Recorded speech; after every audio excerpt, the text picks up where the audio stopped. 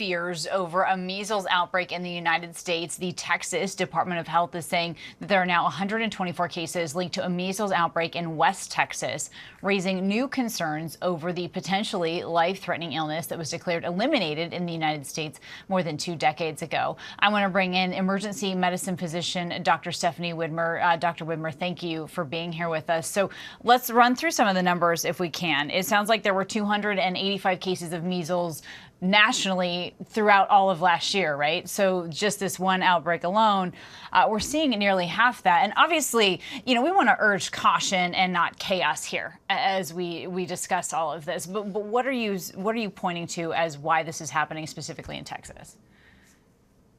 So it's really difficult to pin down exactly why this is happening right now, but waning vaccination status is something that we are concerned about.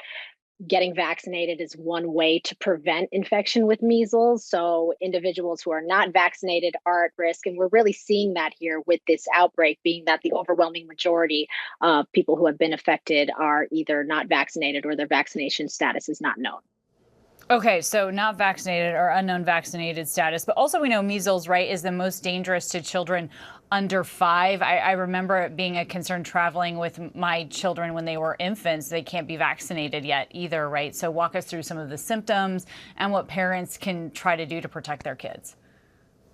So some of the symptoms that you may hear about or may see are symptoms that can be very similar to a common cold. Often measles starts with cough, runny nose, injected red eyes, and a couple days later, you start to see the rash that starts from the head. It's a red spotty rash that kind of extends down the rest of the body. So this is something that people can watch out for.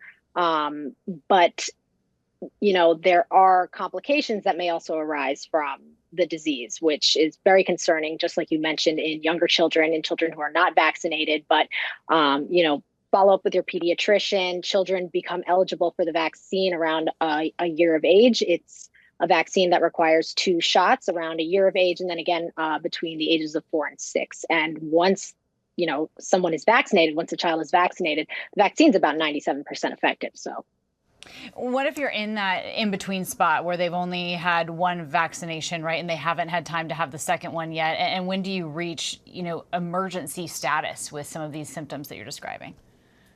So if you've had just one shot, it's absolutely better than nothing and certainly gives you some level of immunity. So that should be a reassuring to people who are complying with the childhood vaccination schedule.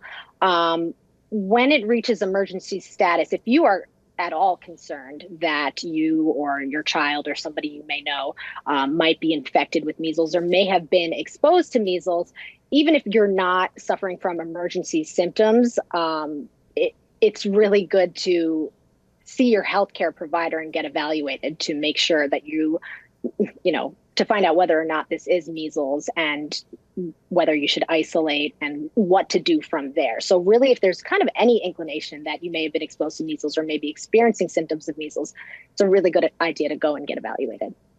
And how are you talking to other doctors and other healthcare professionals about how they need to discuss this with the community and with their patients without fully instilling fear in this community over it? Right. We don't want to instill fear. Knowledge is your best defense against anything. So we just want everyone to be informed. People should know the risks. People should know how contagious measles can be. And people should know that it's not just a rash. It's not just a cough and a runny nose. And there can be severe complications associated with measles. So we just want people to be informed and to make the right decisions about their health and to be aware.